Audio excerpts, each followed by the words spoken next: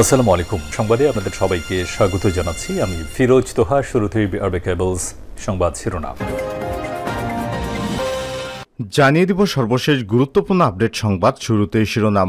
BNP chairperson Begum Khaleda জিয়ার সঙ্গে ঈদের শুভেচ্ছা বিনিময় করলেন বিএনপির জাতীয় স্থায়ী কমিটির সদস্যরা। এরপর জানিয়ে দিব দেশবাসীকে সমস্ত ভয়ভীতি কুরবানি দেওয়ার আহ্বান জানিয়েছেন বিএনপির জাতীয় স্থায়ী কমিটির সদস্য মির্জা আব্বাস। এদিকে কুরবানির গরু নিয়ে উপহাস, প্রতিবেশীকে কুপিয়ে হত্যা। কোরবানির গরু নিয়ে উপহাসের কারণ জানতে চায় ব্রাহ্মণবাড়িয়া আখাউড়ায় এক বৃদ্ধকে কুপিয়ে হত্যার অভিযোগ উঠেছে তারই প্রতিবেশী এক আইনজীবীর বিরুদ্ধে। জানিয়ে দিব সিলেটের সুনামগঞ্জে পাহাড়ি ঢল, সুরমার পানি বিপদসীমার অনেক উপরে প্রবাহিত। এদিকে কে দেখবে আমার কান্না আব্বু। সংসদ সদস্য আনারুল আজিম আনার হত্যার বেশ কয়েকদিন পার হয়ে গেছে, এখনও তদন্ত চলছে। এরই মধ্যে উঠে এসেছে নানা তথ্য, তবে এখনই হত্যাকাণ্ড নিয়ে জল্পনা কল্পনা রয়ে গেছে। এমপি আনারের হত্যার পর এবারই প্রথম তার পরিবার ঈদ পালন করছে তাকে ছাড়া। এজন্যই আনারকে ঘিরে ঈদের দিন আবেগঘন স্ট্যাটাস দিয়েছেন তার মেয়ে মুমতারিন ফেরদৌস ডরিন। ডরিন লিখেছেন, কে দেখবে আমার কান্না আব্বু। মাঠে ঈদের নামাজ পড়ছে আব্বু, তুমি তো ভোরে সবার আগে উঠে ঈদগাহে যাও, এবার আমাকে দেখার কেউ নেই। এবং সর্বশেষ জানিয়ে দিব মুসলিম দেশগুলোকে একট্টা করছে ইরান। গাজা ইসরায়েলি অগ্রসর আর কেউ এগিয়ে না এলেও ইরান ঠিকই নিজের দায়িত্ব পালন করতে যাচ্ছে। নিজের প্রক্সিদের মাধ্যমে ইসরায়েলকে তটস্থ রেখেছে ইরান। ফিলিস্তিনিদের স্বাধীনতাকামী যোদ্ধাদের অস্ত্রশস্ত্র দিয়ে সহায়তা সহ যাবতীয় বিষয়ে ইরানের নাম বারবার শোনা গেছে। এবার ইসরায়েল বিরোধী জোট গড়তে পদক্ষেপ নিয়েছে ইরান। এই জোট গঠিত হলে ইহুদিবাদী ইসরায়েলকে ধুলোর সাথে মিশিয়ে দিতে পারবে তারা। প্রিয় দর্শক, এতক্ষণ শুনছিলেন সংবাদ শিরোনাম, এবারে বিস্তারিত।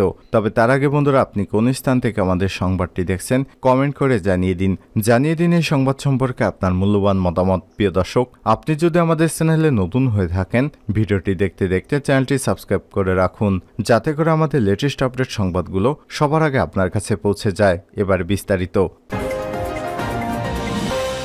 খালেদা জিয়ার সঙ্গে ঈদের শুভেচ্ছা বিনিময় করলেন বিএনপির জাতীয় স্থায়ী কমিটির সদস্যরা। পবিত্র ঈদুল আজহা উপলক্ষে দলের চেয়ারপারসন বেগম খালেদা জিয়ার সঙ্গে শুভেচ্ছা বিনিময় করতে তার বাসভবনে এসেছেন বিএনপির জাতীয় স্থায়ী কমিটির সদস্যরা। সোমবার 17 জুন রাত 8টার পর বিএনপির জাতীয় স্থায়ী কমিটির সদস্যরা একে একে রাজধানীর গুলশানে বেগম খালেদা জিয়ার বাসভবন ফিরোজায় প্রবেশ করেন। বিএনপির মিডিয়া সেলের সদস্য সাইরুল কবির খান এসব তথ্য নিশ্চিত করেছেন। খালেদা জিয়ার সঙ্গে ঈদের শুভেচ্ছা বিনিময় করতে আসা নেতাদের মধ্যে রয়েছেন বিএনপির জাতীয় স্থায়ী কমিটির সদস্য খন্দকার মোশারেফ হোসেন, জমির উদ্দিন সরকার, মির্জা আব্বাস, গয়েশ্বরচন্দ্র রায়, নজরুল ইসলাম খান এবং ড সেলিমা রহমান। দুর্নীতির 2 মামলায় সাজাপ্রাপ্ত বিএনপি চেয়ারপারসন 2018 সালের 8 ফেব্রুয়ারি কারাবন্দী হন। 2 বছরের বেশি সময় কারাবন্দী ছিলেন তিনি। ওই সময় তিনি নানা রোগে আক্রান্ত হয়ে বঙ্গবন্ধু শেখ মুজিব মেডিকেল বিশ্ববিদ্যালয় কলেজ হাসপাতালে ভর্তি হন। জিয়া আরফানেস ট্রাস্ট এবং জিয়া চ্যারিটেবল ট্রাস্ট দুর্নীতি মামলায় সাজাপ্রাপ্ত খালেদা জিয়ার সাজা 2020 সালের 25শে মার্চ সরকারের নির্বাহী আদেশে স্থগিত করে শর্ত সাপেক্ষে তাকে সাময়িক মুক্তি দিয়েছিল। তখন থেকে 6 মাস পরপর তার সাজা স্থগিত করে মুক্তির মেয়াদ বাড়াচ্ছে সরকার। দেশবাসীকে সমস্ত ভয়ভীতি কুরবানি দেওয়ার আহ্বান মির্জা আব্বাসের। দেশবাসীর কাছে এই কুরবানি দিনে সমস্ত ভয়ভীতি কুরবানি দেওয়ার আহ্বান জানিয়েছেন বিএনপির জাতীয় স্থায়ী কমিটির সদস্য মির্জা আব্বাস। সোমবার ঈদুল আজহা উপলক্ষে শেরেবাংলা নগরে রাষ্ট্রীয় শহীদ রাষ্ট্রপতি জিয়াউর রহমানের মাজারে পুষ্পস্তবক অর্পণ শেষে সাংবাদিকদের এসব কথা বলেন তিনি। দেশনেত্রী বেগম খালেদা জিয়া, ভারপ্রাপ্ত চেয়ারম্যান তারেক রহমান, স্থায়ী কমিটির সদস্য বিএনপির পক্ষ থেকে দেশবাসীকে ঈদুল আজহার শুভেচ্ছা জানিয়ে মির্জা আব্বাস বলেন, আমাদের বহু নেতাকর্মী জেলে অবস্থান করছেন। বহু নেতাকর্মীর ঈদ আজ জেলে কাটে, কারো কারো ফুটপাতে কাটে। যারা ঘরে থাকতে পারেন না, সেই সকল নেতাকর্মীদের প্রতি সহানুভূতি জ্ঞাপন ছাড়া আমাদের আর কোনো রাস্তা নেই। ঈদ মানে খুশি, এই খুশি মন মানসিকতা আজ বাংলাদেশের জনগণের মাঝে নেই জানিয়ে স্থায়ী কমিটির সদস্য আরও বলেন, সকলের বেদনাগ্রস্ত মুখ, বেদনাভূত চেহারা আজ সারা দেশের মানুষ অক্টোপাসের মতো মতো বন্দী হয়ে আছে। আমরা কোন দিকে যাব, কোনো দিকেই ভালো নেই, শান্তিতে আমরা কেউই নেই। সেন্ট মার্টিন একটি দ্বীপ, যেটি আমাদের অভ্যন্তরীণ, কিন্তু সেটি আজ বিচ্ছিন্ন হয়ে গেছে। সেখানে খাদ্য সামগ্রী পাঠানো যাচ্ছে না কার ভয়ে? মিয়ানমার সেনাবাহিনীর ভয়ে। অথচ এই মিয়ানমার সেনাবাহিনী 1978 সালে তৎকালীন রাষ্ট্রনায়ক শহীদ প্রেসিডেন্ট জিয়া রহমানের কাছে নত হয়ে মাপ চেয়ে বিদায় নিয়েছিল। এই মিয়ানমার আজ কতটুকু সাহস হয়েছে তারা আমাদের রক্তচক্ষু দেখায়, কারণ এই সরকার একটি অবৈধ সরকার, অনৈতিক সরকার। দেশ এবং দেশের বাইরে তাদের কোনো সমর্থন নেই। এ কারণেই মিয়ানমার একটা সুযোগ নিচ্ছে। বহু দেশ বাংলাদেশের উপর আজ খবরদারি করছে এমন মন্তব্য করে তিনি বলেন, দেশের প্রভুত্ব অন্য দেশের হাতে বিকিয়ে দিয়ে এই সরকার নিজে কোনো সিদ্ধান্ত নিতে পারছে না। এদেশের জনগণের কষ্ট করা কষ্টার্জিত অর্থ সরকার তিলে তিলে নিয়ে যাচ্ছে। কষ্ট এই অবৈধ সরকারের জন্যই। যদি ভোটে নির্বাচিত সরকার হতো তাহলে দেশের জনগণকে কোনো কষ্ট দিত না, এটা প্রমাণিত। বিএনপি চেয়ারপারসন বেগম খালেদা জিয়া অসুস্থ, নিবিড় পর্যবেক্ষণে আছেন। তার জন্য দেশবাসীর কাছে দোয়া কামনা করেছেন মির্জা আব্বাস। কোরবানির গরু নিয়ে উপহাস, প্রতিবেশীকে কুপিয়ে হত্যা। কোরবানির গরু নিয়ে উপহাসের কারণ জানতে চাওয়ায় ব্রাহ্মণবাড়িয়ার আখাউড়ায় এক বৃদ্ধকে কুপিয়ে হত্যার অভিযোগ উঠেছে তারই প্রতিবেশী এক আইনজীবীর বিরুদ্ধে। সোমবার 17 জুন সকালে ব্রাহ্মণবাড়িয়া জেনারেল হাসপাতালে চিকিৎসাধীন অবস্থায় ওই বৃদ্ধের মৃত্যু হয়। নিহত বৃদ্ধের নাম মোহাম্মদ বাবুল হোসেন, সাতকিনি উপজেলার ধরখার ইউনিয়নের রুটি গ্রামের দক্ষিণ পাড়ার বাসিন্দা। অভিযুক্ত আইনজীবী একই গ্রামের সামাদ মিয়ার ছেলে রুবেল মিয়া। নিহত বাবুল হোসেনের বড় মেয়ে পাখি আক্তার জানান, গত 2012 সালে জমির আইল কেটে নেয়াকে কেন্দ্র করে সামাদ মিয়ার সঙ্গে তার বাবা চাচাদের সংঘর্ষ হয়েছিল। সেই সময় সামাদ মিয়া এবং তার ছেলেরা আবুল হোসেনের বাম হাত এবং বাম পা ভেঙে দিয়েছিল। পরে এই ঘটনায় তাদের বিরুদ্ধে মামলা দায়ের করা হয়েছিল।